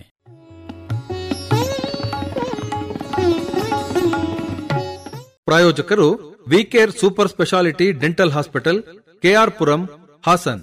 ಡಾಕ್ಟರ್ ವೈಭವ್ ಕೆಂಚಾಂಬ ಅವರ ಹಾಸನದ KR ಪುರಂ, ಬೆಂಗಳೂರು, ಬೆಳ್ಳೂರು ಕ್ರಾಸ್, ಕೊಡ್ಲಿಪೇಟೆಗಳಲ್ಲಿರುವ ವಿಕೇರ್ ಸೂಪರ್ ಸ್ಪೆಷಾಲಿಟಿ ಡೆಂಟಲ್ ಕ್ಲಿನಿಕ್ನಲ್ಲಿ ಎಲ್ಲಾ ರೀತಿಯ ದಂತ ಸಮಸ್ಯೆಗಳಿಗೆ ಚಿಕಿತ್ಸೆ ಮತ್ತು ಪರಿಹಾರ ಸಿಗಲಿದೆ. ಸಂಪರ್ಕಿಸಿ 7022 92 7950. ಹೊಸ ಭಾವ ತುಂಬಿ ನಸು ನಗೆ ಹುಣ್ಣಿ ಚಿಮ್ಮಿ ಮೈ ತುಂಬಿದೆ. ಕೆಳಗರೆ ಶ್ರೀಮಂತಿಕೆ ಬಡತನ ಅನ್ನೋದನ್ನು ನಾವು ಸಮಾಜದಲ್ಲಿ ಹಿಂದಿನಿಂದನೂ ನೋಡ್ಕೊತ ಬಂದಿದ್ದೀವಿ. ಹಿಂದಿನೂ ಇದ್ದರು ಶ್ರೀಮಂತರು, ಬಡವರು ಈಗಲೂ ಇದ್ದಾರೆ, ಮುಂದಿನೂ ಇರ್ತಾರೆ ಅಂತ ಅಂದ್ಕೊಂಡು ಮಾತಾಡೋದಿದೆ. ಏನು ಇದು ವಿಚಿತ್ರವಾದ ಸನ್ನಿವೇಶ? ಎಷ್ಟೋ ಜನ ಶ್ರೀಮಂತರಾಗಿದ್ರೂ ಬಡವರಾಗಿರ್ತಾರೆ, ಕೆಲವೊಬ್ಬರು ಬಡವರಾಗಿದ್ರೂ ಒಂದು ರೀತಿಯಲ್ಲಿ ಶ್ರೀಮಂತರಾಗೇ ಜೀವನ ಮಾಡ್ತಾರೆ. ಏನು ಹೇಳ್ತೀರಿ ಚೇತನ್ ಕುಮಾರ್ ಅವರು? ಈ ಏರುಪೇರುಗಳ ನಡುವೆ ನಾವು ಸರಿಯಾಗಿ ಅರ್ಥ ಮಾಡ್ಕೋಬೇಕು, ಯಾವಾಗ ಏನೆಲ್ಲ ಬದಲಾವಣೆಗಳು ಮನುಷ್ಯನಲ್ಲಿ ಅಥವಾ ನಮ್ಮ ಜೀವನದಲ್ಲಿ ಆಗ್ತದೆ ಅನ್ನೋದು ಗೊತ್ತಾಗ್ಲಿಕ್ಕಿಲ್ಲ. ಅದನ್ನ ನಾವು ಸರಿಯಾಗಿ ತಿಳ್ಕೋಬೇಕಾಗ್ತದೆ. ಒಂದೊಂದು ಸಂದರ್ಭಗಳು ಹೀಗೆ ಬರ್ತಾವಲ್ಲ, ಹೇಗೆಲ್ಲ ನಮಗೆ ಮತ್ತೆ ಅದು ವಾಪಸ್ ದೊರೀತದೆ ಅನ್ನುವಂಥದ್ದು ನಾವು ಯೋಚನೆ ಮಾಡಲಿಕ್ಕೂ ಅಸಾಧ್ಯ. ಹೀಗೆ ಒಂದು ನಡೆದ ಘಟನೆ, ಒಬ್ಬ ಸಿರಿವಂತನ ಒಬ್ಬನೇ ಮಗ ಇದ್ದಕ್ಕಿದ್ದ ಹಾಗೆ ಬಾವಿಗೆ ಬಿದ್ದು ಬಿಡ್ತಾನೆ. ಪಾಪ ಅಲ್ಲೇ ತೋಟದಲ್ಲಿ ಕೆಲಸ ಮಾಡುವಂಥ ಒಬ್ಬ ಕೂಲಿಯ ಆಳು ಏನೋ ಧ್ವನಿ ಕೇಳ್ತಾ ಇದೆಯಲ್ಲ, ಕಾಪಾಡಿ ಕಾಪಾಡಿ ಅಂತ ಹೇಳಿ ಕೇಳ್ತಾ ಇದೆಯಲ್ಲ ಅಂತ ಹೇಳಿ ಹೋಗಿ ನೋಡ್ತಾನೆ. ಒಬ್ಬ ಬಾಲಕ ಬಾವಿ ಒಳಗೆ ಬಿದ್ದಿರ್ತಾನೆ, ಸಾವು ಬದುಕಿನ ನಡುವೆ ಹೋರಾಟ ಮಾಡ್ತಾ ಇರ್ತಾನೆ. ಅವನನ್ನು ರಕ್ಷಣೆ ಮಾಡ್ತಾನೆ, ರಕ್ಷಣೆ ಮಾಡಿ ಅವನನ್ನು ಬದುಕಿಸ್ತಾನೆ. ಅವನ ಸಿರಿವಂತ ಅಂತ ಆ ಬಡವನಿಗೆ ಗೊತ್ತಿಲ್ಲ, ಇವನು ಇಂಥವ್ರ ಮಗ ಅಂತೇಳಿ. ಆಗ ಆ ಘಟನೆಯನ್ನು ತನ್ನ ತಂದೆಗೆ ಮಗ ಹೋಗಿ ಹೇಳ್ತಾರೆ. ಮಗ ಮತ್ತು ತಂದೆ ಇಬ್ಬರು ಬರ್ತಾರೆ ಈ ಬಡವನ ಹತ್ರ. ತುಂಬ ಧನ್ಯವಾದ, ನನ್ನ ಇದ್ದ ಒಬ್ಬ ಮಗನನ್ನು ತಾವು ಬದುಕಿಸಿದ್ರಿ, ನಿಮಗೇನು ಬೇಕು ಕೇಳಿ, ನಾನು ಅಷ್ಟು ನಿಮಗೆ ಕೊಡ್ತೀನಿ, ನಿಮ್ಮ ಬಡತನ ಅರಿಯುತ್ತದೆ. ಇಲ್ಲ, ನಾನು ಬಡವ ಇರ್ಬೋದು, ಕಷ್ಟದಲ್ಲಿದ್ದನಿಗೆ ಸಹಾಯ ಮಾಡೋದಷ್ಟೇ ಧರ್ಮ ಅಂತ ಹೇಳಿ ಹೇಳ್ತಾನೆ. ಹಂಗಂತ ಮಾತಾಡೋ ಸಂದರ್ಭದಲ್ಲಿ ಬಡವನ ಮಗ ಗುಡಿಸಿನಿಂದ ಹೊರಗೆ ಬರ್ತಾನೆ. ಆವಾಗ ನೀವು ಏನೂ ಕೇಳಲ್ಲ ಅಂತೀರಿ, ಏನೂ ಬೇಡ ಅಂತೀರಿ, ನನಗೊಂದು ಅವಕಾಶ ಕೊಡ್ತೀರಾ ಅಂತೇಳಿ ಕೇಳ್ತಾನೆ. ಏನು, ನಿಮ್ಮ ಮಗನ ವಿದ್ಯಾಭ್ಯಾಸವನ್ನಾರು ಮಾಡಿಸ್ಲಿಕ್ಕೆ ಒಂದು ಅವಕಾಶ ಕೊಡ್ತೀರಾ ಅಂತೇಳಿ. ಆಯಿತು, ಇಷ್ಟೊಂದು ಕೇಳ್ತಿದ್ರಿ ಅಂದಮೇಲೆ ಅವನು ವಿದ್ಯಾಭ್ಯಾಸವನ್ನು ಮಾಡಿಸಿ ಅಂತ ಹೇಳಿ ಹೇಳ್ತಾರೆ. ಮುಂದೆ ಅವನ ವಿದ್ಯಾಭ್ಯಾಸದ ಸಂಪೂರ್ಣ ಖರ್ಚನ್ನು ನೋಡ್ಕೊತಾನೆ. ಮುಂದೆ ವಿದ್ಯಾಭ್ಯಾಸ ಆಗ್ತದೆ, ಬೆಳೀತಾನೆ. ಮುಂದೆ ಇನ್ನೇನಾಗುತ್ತೆ ನೋಡಿ ಘಟನೆ ಹೆಂಗಾಗ್ತದೆ ಅಂದರೆ, ಅದೇ ಮಗ, ಶ್ರೀಮಂತನ ಮಗ ಒಂದು ಕಾಯಿಲೆಗೆ ತುತ್ತಾಗ್ತಾನೆ. ಭಾಳಷ್ಟು ಆಸ್ಪತ್ರೆಗಳಿಗೆ ಎಲ್ಲ ಕಡೆನೂ ತೋರಿಸ್ತಾರೆ. ಆ ಕಾಯಿಲೆಗೆ ಏನು ಅನ್ನೋದು ಗೊತ್ತಾಗಲ್ಲ, ಆ ಕಾಯಿಲೆಗೆ ಮೆಡಿಸಿನ್ ಸಿಗಲ್ಲ. ಆದರೆ ಏನು ಈ ಬಡವನ ಮಗನನ್ನು ಓದಿಸಿದ್ನೋ ಅವನು ಕಂಡಿಡಿದಂಥ ಒಂದು ಔಷಧಿ ಅವನನ್ನು ಬದುಕಿಸ್ತದೆ. ಅದೇ ಯಾವುದು? ಪೆನ್ಸಿಲಿನ್. ವಿಶೇಷ ಏನು ಗೊತ್ತಾ, ಆ ಪೆನ್ಸಿಲಿನ್ ಇಂಜೆಕ್ಷನ್ನು ಆ ಶ್ರೀಮಂತನ ಮಗನನ್ನು ಮತ್ತೆ ಬದುಕಿಸ್ತದೆ. ಅದೇ ವ್ಯಕ್ತಿ ಮುಂದೆ ಏನು ಬದುಕಿಸಿದ ಆ ಶ್ರೀಮಂತನ ಮಗ ಮುಂದೆ ಬ್ರಿಟನ್ ದೇಶದ ಪ್ರಧಾನಿ ಆಗ್ತಾನೆ. ಅವನೇ ಮತ್ತೆ ನಿಮಗೆ ಹೇಳಬೇಕು, ವಿನ್ಸ್ಟನ್ ಚರ್ಚಿಲ್. ನೋಡಿ ಹೇಗಿದೆ, ನೋಬೆಲ್ ಪಾರಿತೋಷಕ ಬರುತ್ತೆ ಯಾರಿಗೆ? ಒಬ್ಬ ಬಡ ಏನು ಪೆನ್ಸಿಲಿನ್ ಕಂಡಿಡ್ದಂಥ, ತಮಗೆ ಯಾರು ಅಂತ ಗೊತ್ತಿದೆ, ನಾನು ಅವ್ರ ಹೆಸರು ನೀವೇ ಒಂದು ಸ್ವಲ್ಪ ಹುಡುಕಬೇಕು, ಎಲ್ಲದನ್ನು ನಾನೇ ಹೇಳಿದರೆ ಮಜಾ ಇರಲ್ಲ.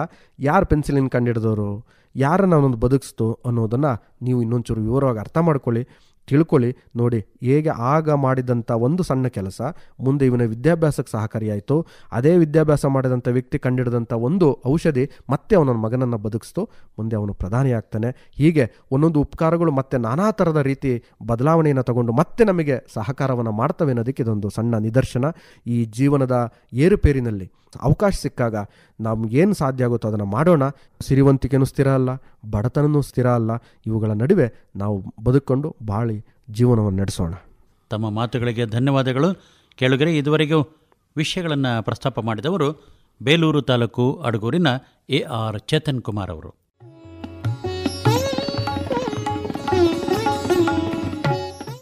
ಕೇಳುಗರೆ, ಹಾಸನ ಆಕಾಶವಾಣಿಯಿಂದ ಜೀವನ ಧ್ವನಿ ಅನೇಕರಿಗೆ ಇಷ್ಟವಾಗಿರುವ ಕಾರ್ಯಕ್ರಮ. ಜೀವನದ ಮೌಲ್ಯಗಳನ್ನು ನಾವೆಲ್ಲರೂ ಎಲ್ಲಿ ಹುಡುಕಬೇಕು, ಎಲ್ಲಿ ಅಳವಡಿಸ್ಕೊಳ್ಬೇಕು, ಹೇಗೆ ನಾವು ಸುಖವಾಗಿ ಸಾಗಬೇಕು ಅನ್ನೋದ್ರ ಬಗ್ಗೆ ಒಂದು ರೀತಿಯಲ್ಲಿ ಸಂದೇಶ ನೀಡುವ, ಸಲಹೆ ನೀಡುವ ಕಾರ್ಯಕ್ರಮ ಇದು. ಯೋಗ ತಜ್ಞರು, ಆಹಾರ ತಜ್ಞರಾಗಿರುವ ಬೇಲೂರು ತಾಲೂಕು ಅಡಗೂರಿನ AR ಚೇತನ್ ಕುಮಾರ್ ಅವರು ನಮ್ಮೊಂದಿಗೆ ಸತತವಾಗಿ ಕಾರ್ಯಕ್ರಮಗಳಲ್ಲಿ ಭಾಗವಹಿಸ್ತಾ ನಿಮ್ಮ ಒಳಿತಿಗೆ ಸಲಹೆಗಳನ್ನು ನೀಡ್ತಾ ಬಂದಿದ್ದಾರೆ. ಇವತ್ತಿನ ವಿಷಯ ಏನಂತೀರಿ? ಇವತ್ತಿನ ದಿನಮಾನದಲ್ಲಿ ನಾವೆಲ್ಲೋ ಒಂದು ಕಡೆ ಯಾವುದಕ್ಕೆ ಮಹತ್ವ ಕೊಡಬೇಕಾಗಿತ್ತು ಅನ್ನೋದು ಅರ್ಥನೇ ಆಗಿಲ್ಲ ಅಂತ. ಅದು ಪ್ರಜ್ಞಾವಂತರಲ್ಲಿ ತಪ್ಪಾಗ್ತಾ ಇದೆ. ಏನು ಮಹತ್ವ ಅಂತಂದರೆ, ನಾವು ತಿನ್ನುವಂಥ ಪದಾರ್ಥ ಅಂದರೆ ಆಹಾರ ಇದೆಯಲ್ಲ, ಅದಕ್ಕೆ ಬಹಳ ಬೆಲೆ ಮತ್ತು ಗೌರವವನ್ನು ಕೊಡಬೇಕು ಅನ್ನುವಂಥದ್ದು. ಇವತ್ತು ಸಭೆ ಸಮಾರಂಭಗಳು, ಮದುವೆಗಳು ಅಥವಾ ಇನ್ನೂ ಅನೇಕ ಕಾರ್ಯಕ್ರಮಗಳಲ್ಲಿ ಭಾಳಷ್ಟು ಆಹಾರವನ್ನು ಪೋಲ್ ಮಾಡ್ತಾ ಇದ್ದೀವಿ. ವಾರ್ಷಿಕವಾಗಿ ಅತಿ ಹೆಚ್ಚು ಆಹಾರವನ್ನು ಪೋಲ್ ಮಾಡುವಂಥ ರಾಷ್ಟ್ರಗಳಲ್ಲಿ ಭಾರತ ಮೊದಲನೇ ಸ್ಥಾನದಲ್ಲಿದೆ ಎನ್ನುವಂಥ ಮಾತನ್ನು ಹೇಳ್ತಾ ಇರ್ತಾರೆ. ವಿಶ್ವದಲ್ಲಿ 100 ಕೋಟಿ ಜನಸಂಖ್ಯೆಗೆ ಆಹಾರದ ಕೊರತೆ ಇದೆ ಎನ್ನುವಂಥದ್ದನ್ನು ವಿಶ್ವ ಆರೋಗ್ಯ ಸಂಸ್ಥೆ ವರದಿ ಮಾಡಿದೆ. ಇಂಥದ್ರಲ್ಲಿ ನಾವು ಅನ್ನಕ್ಕೆ ಯಾವ ಬೆಲೆಯನ್ನು, ಯಾವ ಒಂದು ಗೌರವವನ್ನು ಕೊಡ್ತಾ ಇದ್ದೀವಿ ಅನ್ನೋದನ್ನು ನಾವು ವಿಚಾರ ಮಾಡಬೇಕು. ಭಾರತ ಅಂದರೆ ಅನ್ನವನ್ನು ದೇವರು ಅಂತ ಕಂಡಂಥ ದೇಶ. ಅದನ್ನೇ ಸರ್ವಜ್ಞ ಹೇಳ್ತಾನೆ, ಅನ್ನ ದೇವರ ಮುಂದೆ ಮತ್ತು ದೇವರುಂಟೆ, ಅನ್ನ ಉಂಟಾದ ರೊಣಲುಂಟು, ಲೋಕಕ್ಕೆ ಅನ್ನವೇ ದೈವ ಸರ್ವಜ್ಞ. ಅಂದರೆ ಅನ್ನ ದೇವರ ಮುಂದೆ ಇನ್ನೊಂದು ದೇವರಿಲ್ಲ, ಅನ್ನವೇ ಎಲ್ಲ ಇದಕ್ಕೂ ಶ್ರೇಷ್ಠವಾದಂಥದ್ದು. ನಾವು ಚೆನ್ನಾಗಿ ಲವಲವಿಕೆಯಿಂದ ಇರಲಿಕ್ಕೆ ಅನ್ನ ಉಂಡ್ರೆ ಮಾತ್ರ ನಾವು ಲವಲವಿಕೆಯಿಂದ ಇರಲಿಕ್ಕೆ ಸಾಧ್ಯ ಆಗುತ್ತೆ. ಅನ್ನ ಉಂಟಾದ ಋಣಲುಂಟು, ಲೋಕಕ್ಕೆ ಅನ್ನವೇ ದೈವ ಸರ್ವಜ್ಞ. ಅನ್ನ ಅಂದರೆ ದೈವ ಅನ್ನುವ ರೀತಿ ಕಂಡಂಥ ದೇಶ, ಅದನ್ನು ಪ್ರಸಾದ ಅಂತ ಕಂಡಂಥ ದೇಶ. ಒಂದು ಘಟನೆ ನಡೆಯುತ್ತೆ 12ನೇ ಶತಮಾನದಲ್ಲಿ. ಬಸವಣ್ಣನವರ ಕಲ್ಯಾಣದಲ್ಲಿ ಎಲ್ಲರೂ ಸಾಮೂಹಿಕವಾಗಿ ಪ್ರಸಾದವನ್ನು ಸೇವನೆ ಮಾಡುವಂಥ ಒಂದು ಸ್ಥಳದಲ್ಲಿ ಎಲ್ಲರೂ ಕೂತು ಪ್ರಸಾದವನ್ನು ಮಾಡ್ತಾ ಇರ್ತಾರೆ. ಅದರಲ್ಲಿ ಒಬ್ಬ ಸಿರಿವಂತ ಸೇವನೆ ಮಾಡ್ತಾ ಇರ್ತಾನೆ. ತನಗೆ ಬಡಿಸಿದಂಥ ಆಹಾರದಲ್ಲಿ ಕೆಲವೊಂದಿಷ್ಟು ಆಹಾರವನ್ನು ಹಾಗೆ ತಟ್ಟೆಯಲ್ಲಿ ಬಿಡ್ತಾನೆ. ಆಗ ಬಸವಣ್ಣನವರು ಹೇಳ್ತಾರೆ, ತಾವು ದಯಮಾಡಿ ಸಿರಿವಂತರು, ನಾಳೆನೂ ಸಹ ನೀವು ನಮ್ಮ ಈ ಸಾಮೂಹಿಕ ಪ್ರಸಾದಕ್ಕೆ ಬರಬೇಕು ಅನ್ನುವಂಥ ಮಾತನ್ನ ಹೇಳಿ ಅವರನ್ನ ಒಪ್ಪಿಸ್ತಾರೆ. ಆಯಿತು, ನಾಳೆನೂ ನಾನು ಬರ್ತೀನಿ ಅಂತ ಹೇಳ್ತಾರೆ. ಬರ್ತಾರೆ. ನಾಳೆ ಬಂದಾಗ ಎಲ್ಲರಿಗೂ ಅನ್ನವನ್ನು ಬಡಿಸ್ತಾರೆ. ಆ ಸಿರಿವಂತನಿಗೆ ಅನ್ನ ಬಡಿಸೋದಿಲ್ಲ, ಅವನ ತಟ್ಟೆಯಲ್ಲಿ ವಜ್ರ ವೈಡೂರ್ಯ ಮುತ್ತು ರತ್ನಗಳನ್ನು ಬಡಿಸ್ತಾರೆ. ಏನು ಬಸವಣ್ಣನವರೇ, ನನಗೆ ಯಾಕೆ ಅನ್ನ ಬಡಿಸಿಲ್ಲ? ಇಲ್ಲ, ನೀವು ಅನ್ನಕ್ಕಿಂತಲೂ ಬಹಳ ಬೆಲೆ ಗೌರವವನ್ನು ಚಿನ್ನ ವಜ್ರ ಕೊಡ್ತೀರಾ, ಅದಕ್ಕೆ ಇದನ್ನೇ ತಿನ್ಬೋದಲ್ಲ ತಾವು ಅಂತೇಳಿ ಹೇಳಿದಾಗ ಅವನಿಗೆ ತಪ್ಪಿನ ಅರಿವಾಗ್ತದೆ. ನಾನು ನೆನ್ನೆ ತಟ್ಟೆಯಲ್ಲಿ ಬಿಟ್ಟಂಥ ಪ್ರಸಾದ ಈ ಒಂದು ಸನ್ನಿವೇಶ ಸೃಷ್ಟಿಯಾಗಿದೆ, ಅನ್ನಕ್ಕೆ ಬಹಳ ಬೆಲೆ ಕೊಡಬೇಕು ಅನ್ನುವಂಥದ್ದು ಆ ಸಿರಿವಂತನಿಗೆ ಅರ್ಥ ಆಗ್ತದೆ. ಅದನ್ನೇ ಬಸವಣ್ಣನವರು ಅನ್ನ ಅಂತ ಕರೀಲಿಲ್ಲ, ಇದನ್ನು ಪ್ರಸಾದ ಅಂತ ಕರೆದರು. ದಯಮಾಡಿ ತಮ್ಮಲ್ಲಿ ವಿನಂತಿ ಮಾಡ್ಕೊಳ್ಳೋದು, ನಮ್ಮ ಜೀವನ ಧ್ವನಿಯ ಮೂಲಕ ಎಲ್ಲೂ ಸಹ ಯಾವುದೇ ಕಾರ್ಯಕ್ರಮ ತಮಗೆ ಎಷ್ಟು ಬೇಕು ಅಷ್ಟನ್ನು ಬಡಿಸ್ಕೊಳ್ಳಿ. ಬೇಡವಾದ್ದನ್ನು ತಾವು ಚೆಲ್ಲೋದಾಗಲಿ ಅಥವಾ ಬಡಿಸ್ಕೊಳೋದಾಗಲಿ ಮಾಡಬೇಡಿ. ತಮ್ಮ ಆರೋಗ್ಯಕ್ಕೆ ಎಷ್ಟು ಹಿತನೋ ಅಷ್ಟನ್ನು ಬಳಸಿ ಇನ್ನೊಬ್ಬರ ಹೊಟ್ಟೆಯನ್ನು ತುಂಬಿಸುವಂಥ ಕೆಲಸವನ್ನು ತಾವು ಮಾಡಿದರೆ ಈ ಕಾರ್ಯಕ್ರಮಕ್ಕೆ ಸಾರ್ಥಕತೆ ಆಗುತ್ತೆ ಅನ್ನುವಂಥದ್ದು ಇವತ್ತಿನ ಸಂದೇಶ. ನಮಸ್ಕಾರ. ಕೇಳುಗರೆ, ಇದುವರೆಗೆ ವಿಚಾರಗಳನ್ನು ಪ್ರಸ್ತಾಪ ಮಾಡಿದವರು ಬೇಲೂರು ತಾಲೂಕು ಅಡಗೂರಿನ AR ಚೇತನ್ ಕುಮಾರ್ ಅವರು. ಚೇತನ್ ಕುಮಾರ್ ಅವರು ಹಲವರಿಗೆ ಮಾರ್ಗದರ್ಶಕರು, ಯೋಗ ತರಬೇತುದಾರರು, ಆಹಾರ ತಜ್ಞರು.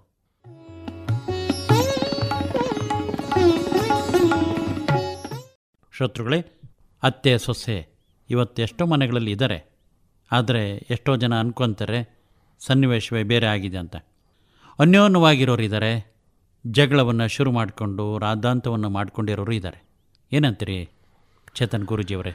ನಮ್ಮಲ್ಲಿ ಸಾಂಸಾರಿಕ ಬದುಕಿಗೆ ಬಹಳ ಮಹತ್ವ ಇರುವಂಥದ್ದು. ಅದರಲ್ಲೂ ಎಲ್ಲ ಒಗ್ಗಟ್ಟಿನಿಂದ ಒಟ್ಟು ಕುಟುಂಬದಲ್ಲಿ ಇರುವಂಥ ಒಂದು ವ್ಯವಸ್ಥೆ ಇದೆ. ವಿದೇಶದ ರೀತಿ ಅಲ್ಲಿ ಬಹುಪತ್ನಿತ್ವಕ್ಕೆ ಅವಕಾಶ ಇರುತ್ತೆ, ಅಥವಾ ಬೇಡ ಅಂದರೆ ತತ್ಕ್ಷಣದಲ್ಲಿ ವಿಚ್ಛೇದನ ಮಾಡಲಿಕ್ಕೆ ಅಲ್ಲಿನ ಕಾನೂನುಗಳು ಸುಲಭವಾದ ರೀತಿ ಇದ್ದಾವೆ. ಒಂದು ಸಾರಿ ಮದುವೆ ಅನ್ನುವಂಥ ಬಂಧನಕ್ಕೆ ಒಳಗಾದರೆ ಅವನು ಬದುಕಿರೋ ತನಕನೂ ಅದೇ ಹೆಣ್ಣಿನ ಜೊತೆ ಅಥವಾ ಅದೇ ಗಂಡಿನ ಜೊತೆ ಜೀವನ ಮಾಡಬೇಕು ಅನ್ನುವಂಥ ವ್ಯವಸ್ಥೆ ಭಾರತದಲ್ಲಿ ಇದೆ. ಇವತ್ತಿನ ಒಂದು ಶಿಕ್ಷಣ ಅಥವಾ ಇವತ್ತಿನ ವಿದ್ಯಾವಂತ ವ್ಯವಸ್ಥೆಯಲ್ಲಿ ನಾವು ಯಾವ ರೀತಿ ನಮ್ಮ ಮಕ್ಕಳುಗಳಿಗೆ ಯಾವ ಒಂದು ಮಾನದಂಡವನ್ನು ಅಥವಾ ಯಾವ ರೀತಿ ಸಂಸ್ಕಾರವನ್ನು ಹೇಳ್ತಾ ಇದ್ದೀವಿ ಅಥವಾ ಕಲಿಸ್ತಾ ಇದ್ದೀವಿ ಅನ್ನೋದು ಬಹಳ ಮುಖ್ಯ. ಹೀಗೆ ಒಬ್ಬ ಉನ್ನತ ವಿದ್ಯಾಭ್ಯಾಸ ಮಾಡಿಸಿದಂಥ ಹೆಣ್ಮಗಳನ್ನು ಮದುವೆ ಮಾಡಿಕೊಡ್ತಾರೆ. ಇದ್ದ ಒಬ್ಬಳೆ ಮಗಳು ಬಹಳ ಪ್ರೀತಿಯಿಂದ ಸಾಕಿರ್ತಾರೆ. ಮದುವೆ ಆಗುತ್ತೆ, ಕೆಲವು ದಿನ ಗಂಡನ ಮನೆಯಲ್ಲಿ ಇರ್ತಾರೆ. ಆ ಗಂಡನ ಮನೆಯ ವಾತಾವರಣ ಅಥವಾ ಅಲ್ಲಿನ ವ್ಯವಸ್ಥೆ ಅವಳಿಗೆ ಸರಿ ಹೊಂದೋದಿಲ್ಲ. ಇದಕ್ಕೆ ಬೇಜಾರದಿಂದ ತವರು ಮನೆಗೆ ಬರ್ತಾಳೆ. ತನ್ನ ತಂದೆ ಹತ್ರ ಹೇಳ್ತಾಳೆ, ಈ ಥರ ಅಲ್ಲಿನ ವಾತಾವರಣ ನನಗೆ ಆಗ್ತಾ ಇಲ್ಲ ಇರಲಿಕ್ಕೆ, ಅಲ್ಲಿ ವಾಪಸ್ ನನಗೆ ಹೋಗಕ್ಕೆ ಮನಸ್ಸಿಲ್ಲ, ನೀವೇ ಏನಾರು ಒಂದು ಪರಿಹಾರ ಹೇಳಬೇಕು ಅನ್ನುವಂಥದ್ದು. ಆಗ ಅದೇ ಮಗಳನ್ನ ಅಡುಗೆ ಮನೆಗೆ ಕರ್ಕೊಂಡೋಗಿ 3 ಒಲೆಗಳ ಮೇಲೆ 3 ಪಾತ್ರೆಗಳನ್ನು ಇಡ್ತಾರೆ. 3 ಪಾತ್ರೆಗಳಲ್ಲಿ ನೀರು ಹಾಕ್ತಾರೆ. 3 ಪಾತ್ರೆಗಳಿಗೆ ನೀರು ಹಾಕಿ ಮಗಳ ಕಡೆ ಹೇಳ್ತಾರೆ, ಒಂದು ಪಾತ್ರೆಗೆ ಮೊಟ್ಟೆಯನ್ನು ಹಾಕಮ್ಮ, ಇನ್ನೊಂದು ಪಾತ್ರೆಗೆ ಆಲೂಗೆಡ್ಡೆ ಹಾಕು, ಇನ್ನೊಂದು ಪಾತ್ರೆಗೆ ಕಾಫಿ ಪುಡಿ ಹಾಕು ಅಂಥೇಳಿ. ಆಯಿತು, 3 ಹಾಕ್ತಾರೆ. 3 ಒಲೆ ಹಚ್ಚಿ ಬೇಯಿಸ್ತಾ ಇರ್ತಾರೆ, ಬೇಯ್ದಾಗುತ್ತೆ, ಕೆಳಗೆ ಇಳಿಸ್ತಾರೆ. ಇಳಿಸಿದ ಮೇಲೆ ಮಗಳನ್ನ ಕೇಳ್ತಾರೆ, ಮಗು ನಿಮ್ಮ ಮೊಟ್ಟೆ ನೀರಿಗೆ ಹಾಕೋಕ್ಕಿಂತ ಮುಂಚೆ, ಅಂದರೆ ಒಲೆ ಮೇಲೆ ಇಟ್ಟು ಬೇಯಿಸೋದಕ್ಕಿಂತ ಮುಂಚೆ ಹೇಗಿತ್ತು? ತೆಳ್ಳಗಿತ್ತು, ಒಡೆದೋಗೋದು. ಈಗ ಹೇಗಿದೆ? ಗಟ್ಟಿಯಾಗಿದೆ. ಅದೇ ಆಲೂಗೆಡ್ಡೆ ತೆಗಿಬಿಟ್ಟು ಅದೇ ಹೇಗಿತ್ತು ನೀರಿಗೆ ಹಾಕೋಕ್ಕಿಂತ ಮುಂಚೆ? ಭಾಳ ಗಟ್ಟಿ ಇತ್ತು. ಈಗ ಹೇಗಿದೆ? ಸ್ಮೂತ್ ಆಗಿದೆ. ಹಾಗೆ ಕಾಫಿ ಪುಡಿ, ಕಾಫಿ ಅಷ್ಟೇ ಇತ್ತು, ನೀರೊಳಗೆ ಆದಮೇಲೆ ಅದು ಬೆರೀತು. ಕಾಫಿ ಪುಡಿನೇ ತನ್ನ ಒಂದು ಗುಣಧರ್ಮವನ್ನು ನೀರಿಗೆಲ್ಲದಕ್ಕೂ ಪಸರಿಸ್ತು. ಹೌದಲ್ವಾ ಮಗಳೇ? ಹಾಗಾದರೆ ನೀನೇ ಅರ್ಥ ಮಾಡ್ಕೋ, ನೀನು ಮೊಟ್ಟೆ ರೀತಿಯ ಟಳ್ಳಾಗಿದ್ದಂತಳು ಇನ್ನೊಬ್ಬರ ಮನೆಗೆ ಹೋಗಿ ಅಲ್ಲಿನ ಸಮಸ್ಯೆಗಳು ಅಥವಾ ಅಲ್ಲಿನ ತೊಂದರೆಗಳು ಅಥವಾ ಅಲ್ಲಿನ ಒಂದು ವ್ಯತ್ಯಾಸಗಳನ್ನು ಸರಿದೂಗಿಸ್ಕೊಂಡು ನೀನು ಗಟ್ಟಿ ಆಗ್ತೀಯೋ, ಅಥವಾ ಆಲೂಗೆಡ್ಡೆ ಮೊದಲು ಇಲ್ಲಿ ಭಾಳ ಗಟ್ಟಿ ಇದ್ದೆ, ಅಲ್ಲಿಗೆ ಹೋದ್ಮೇಲೆ ಅಲ್ಲಿನ ಸಾಂಸಾರಿಕ ತಾಪತ್ರಯಗಳಿಂದ ನೊಂದು ಬೆಂದು ನೀನು ಮೆತ್ತಗಾಗ್ತೀಯೋ, ಅಥವಾ ನಿನ್ನಲ್ಲಿರುವಂಥ ಒಳ್ಳೆ ಗುಣಧರ್ಮಗಳನ್ನು ಅಥವಾ ಒಳ್ಳೆ ಗುಣಗಳನ್ನು ಬಳಸ್ಕೊಂಡು ಅಲ್ಲಿನ ಒಂದು ವಾತಾವರಣನ ತನ್ನ ಮಾಡ್ಕೊತೀಯೋ, ಇದರಲ್ಲಿ ಯಾವುದಾಗ್ತೀಯ ಮಗಳೇ, ನೀನೇ ನಿರ್ಧಾರ ಮಾಡು ಅಂತ ಹೇಳಿ ತಂದೆ ತನ್ನ ಮಗಳಿಗೆ ಹೇಳ್ತಾರೆ. ಇಲ್ಲಿ ನಾವು ಅಷ್ಟೇ ಮೊಟ್ಟೆ ರೀತಿ ಮೆತ್ತಗಿದ್ದು ಏನು ಕಷ್ಟ ದುಃಖ ದುಮ್ಮಾನಗಳ ನಡುವೆ ಬೆಂದು ಗಟ್ಟಿಯಾಗಬೇಕೋ, ಅಥವಾ ದುಃಖ ದುಮ್ಮಾನಗಳಿಗೆ ಎದುರು ಮೆತ್ತಗಾಗಬೇಕೋ, ಅಥವಾ ನನ್ನಲ್ಲಿರುವಂಥ ಅದ್ಭುತವಾದ ಶಕ್ತಿಯನ್ನು ಬಳಸ್ಕೊಂಡು ಅದರ ವಾತಾವರಣವನ್ನು ಬದಲಾವಣೆ ಮಾಡಬೇಕೋ, ಇದೆಲ್ಲದೂ ಇರೋದು ಯಾರ ಕೈಯಲ್ಲಿ? ನಮ್ಮ ಕೈಯಲ್ಲಿ. ಅದಕ್ಕೆ ನಾವು ಅರ್ಥ ಮಾಡಿಕೊಂಡು ಯಾವ ರೀತಿ ಅರ್ಥವನ್ನು ಇನ್ನು ಮಕ್ಕಳುಗಳಿಗೂ ಮಾಡಿಸಬೇಕು ಅನ್ನೋದನ್ನು ತಿಳ್ಕೊಳ್ಬೇಕು ಅನ್ನುವಂಥದ್ದು ಇವತ್ತಿನ ಸಂದೇಶ. ಇಲ್ಲಿವರೆಗೂ ಮಾತಾಡಿದವರು ಬೇಲೂರು ತಾಲೂಕು ಅಡಗೂರಿನ AR ಚೇತನ್ ಕುಮಾರ್ ಅವರು. ಚೇತನ್ ಕುಮಾರ್ ಅವರು ಹಲವರಿಗೆ ಮಾರ್ಗದರ್ಶಕರು, ಯೋಗ ತರಬೇತುದಾರರು, ಆಹಾರ ತಜ್ಞರು. ಅವರ ಸಂಖ್ಯೆ ಹೀಗಿದೆ: 944 97 20 260 944 97 20 260.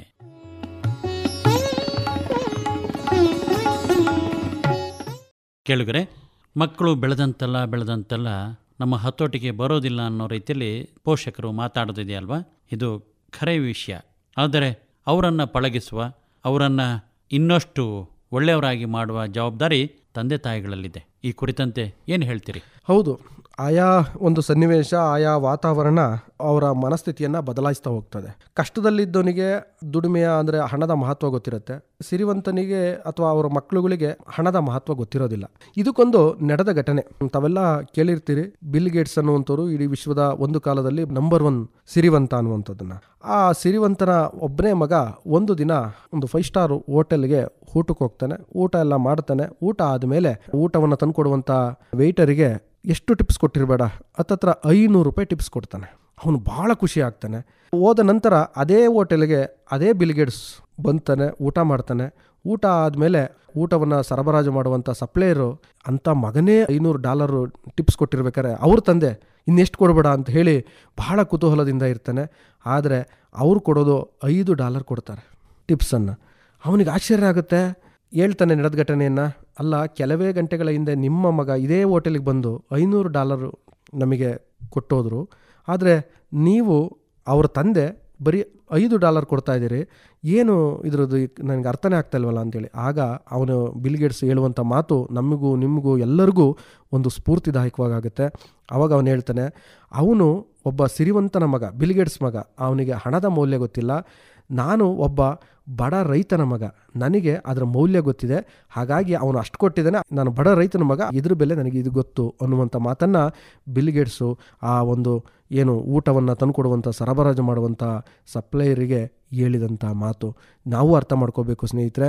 ನಾವು ಯಾವ ರೀತಿ ನಮ್ಮ ಮಕ್ಕಳುಗಳನ್ನು ಅಥವಾ ನಮ್ಮ ವಾತಾವರಣವನ್ನು, ನಮ್ಮ ಪರಿಸರವನ್ನು ಬೆಳೆಸ್ತೀವೋ ಅದ್ರ ಮೇಲೆ ಆಯಾ ಮೌಲ್ಯಗಳು, ಆಯಾ ಸ್ಥಿತಿ ಅಥವಾ ಹಣದ ಮೌಲ್ಯ ಇರ್ಬೋದು, ಮನೆತನದ ಮೌಲ್ಯ ಇರ್ಬೋದು, ಅಥವಾ ತಂದೆ ತಾಯಿಗಳ ಗೌರವವನ್ನು ಹೆಚ್ಚಿಸುವಂಥದ್ದು ಇರ್ಬೋದು, ಎಲ್ಲದೂ ನಾವು ಬೆಳೆಸುವಂಥ ರೀತಿಯಲ್ಲಿ ಇರುತ್ತೆ ಅನ್ನುವಂಥದ್ದು ಇದರ ಸಾರಾಂಶ.